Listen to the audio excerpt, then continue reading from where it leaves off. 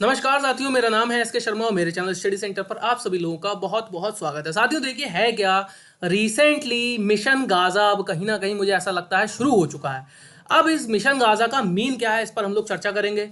साथ ही बात करेंगे क्या रियल में यूएस से अब कब्जा करने वाला है गाजा के ऊपर। देखिए, बहुत बड़ा क्वेश्चन इस समय बना हुआ है मिडिल ईस्ट के अंदर। और मिडिल ईस्ट के जितने भी बड़े कंट्री हैं, लाइक अगर मैं बात करूं सऊदी अरब, मिस्र और दूसरी ओर अगर ईरान, कुछ ऐसे कंट्रीज जो अपनी सत्ता स्थापित करना चाहते हैं कहीं ना कहीं मिडिल ईस्ट के अंदर, उन सब के अंदर एक भूचाल मचा हुआ है इस समय, जब से ट्रंप ने कहा है कि भाई अब हम जो है ना गाजा के अंदर मास ट्रांसपोर्टेशन करेंगे। मतलब कि जो गाजा के लोग हैं उनको हटाया जाएगा इस बस्ती से और वहां पर फिर से बस्तियां स्थापित की जाएंगी। मीन्स वहां पर बड़ी बड़ी बिल्डिंग फिर से स्थापित की जाएंगी, रहने लायक जगह बनाई जाएगी गाजा को फिर से।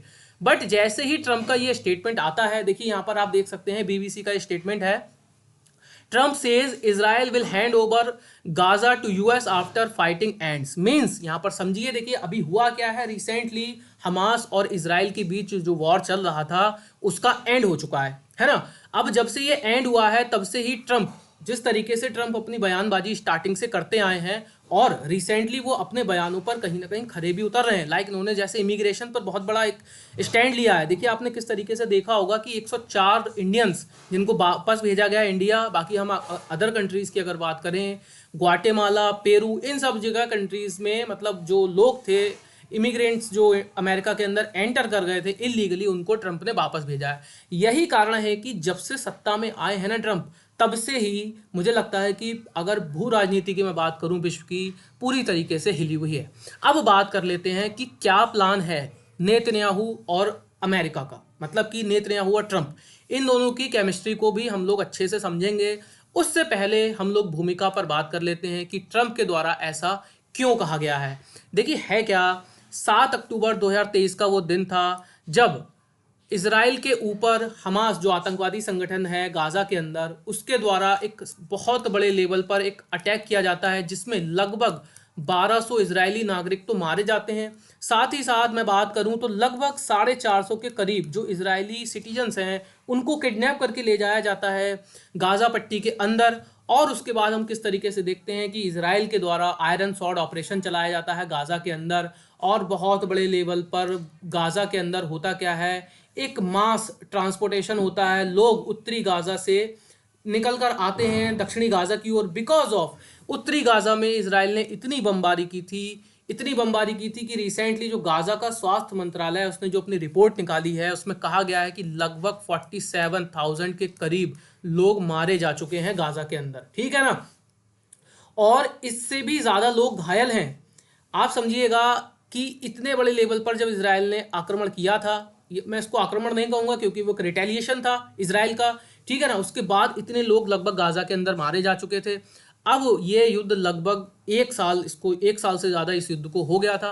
अब रिसेंटली हमने किस तरीके से देखा कि जिस दिन डोनाल्ड ट्रंप सत्ता में आए हैं उसी दिन एक संधि होती है हमास और इसराइल के बीच, जिसके तहत इसराइल के जो नागरिक हैं उनको छोड़ा जाता है। मैंने अपना वीडियो भी कवर किया था, आप देखिएगा उस वीडियो में। इसराइल के नागरिकों को छोड़ा जाता है और इधर से इसराइल के अंदर जो हमास के फ़िलिस्तीनी, अगर मैं बात करूं जो हमास के आतंकवादी कुछ और फ़िलिस्तीन के जो कुछ लोग थे उनको वापस भेजा जाता है फ़िलिस्तीन, ठीक है ना। बट इस बीच होता क्या है, जो गाज़ा है ना उसको जब आप देखेंगे, गाज़ा को ध्यान से जब आप देखेंगे तो गाज़ा की सिचुएशन इस समय ऐसी है कि वहाँ पर कुछ भी खाने पीने रहने की स्थिति है नहीं। मतलब कि कुछ भी ऐसा नहीं है गाजा के अंदर कि लोग वहां पर सरवाइव कर सकें। देखिए आप यहां पर देख सकते हैं कि कितने बड़े लेवल पर लोग इधर से उधर जा रहे हैं। अब यहां पर आप इस इमेज से ये समझिए कि ये जो लोग हैं ना, ये दक्षिणी गाजा से उत्तरी गाजा की ओर जा रहे हैं लोग, ठीक है।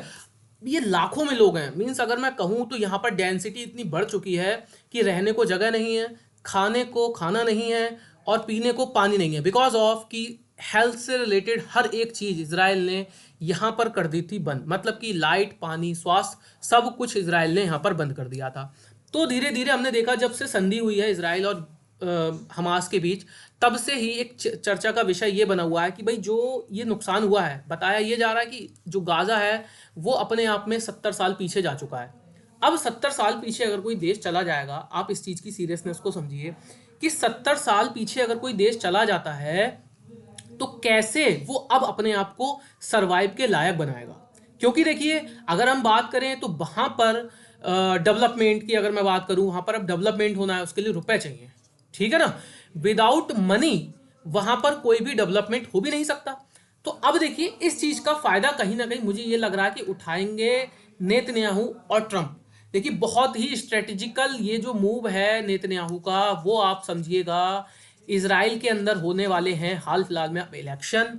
देखिए फर्स्ट यहां पर आप समझेंगे that was a great operation Trump to Netanyahu after receiving golden pager. देखिए यहां पर समझिए जब पहले ऐसे नेता बने हैं नेतन्याहू जो ट्रम्प से मिले हैं, ट्रम्प के दूसरे कार्यकाल में उनसे मिलने वाले पहले नेता बने हैं नेतन्याहू, ठीक है ना। अब देखिए ये जब मिलने गए तो इन्होंने इनको दिया है गोल्डन पेजर। यहाँ पर आप समझिए गोल्डन पेजर, मैं हल्का सा आपको ब्रीफ कर देता हूँ। गोल्डन पेजर यहाँ पर ये है कि इजराइल ने एक पेजर अटैक कराया था हमास के जो लीडर, हिजबुल्लाह के जो लीडर हैं उनके ऊपर एक पेजर अटैक हुआ था जिसमें हिजबुल्लाह के काफ़ी लीडर मारे गए थे, और उसके बाद हमास के भी लीडर काफ़ी सारे मारे गए इसराइल के हमले में।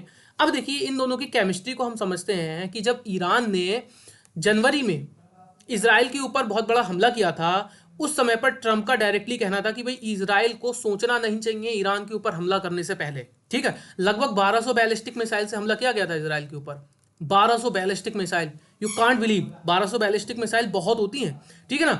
बट उस समय बाइडन के द्वारा कहीं ना कहीं मुझे लगता है कि एक अच्छा स्ट्रेटेजिक मूव लिया गया था उस समय जब बाइडन ने फटकारा था इसराइल को कि भाई देखो इस समय सिचुएशन को संभालो, अगर आप लोग इस समय सिचुएशन को नहीं संभालेंगे तो फिर दुनिया कहीं ना कहीं तृतीय विश्व युद्ध के गर्त में चली जाएगी, ठीक है। बट हम देखते हैं कि ट्रंप एक ऐसे नेता हैं जो कहीं ना कहीं अपने मूव को लेकर बहुत ज़्यादा चर्चा में रहते हैं।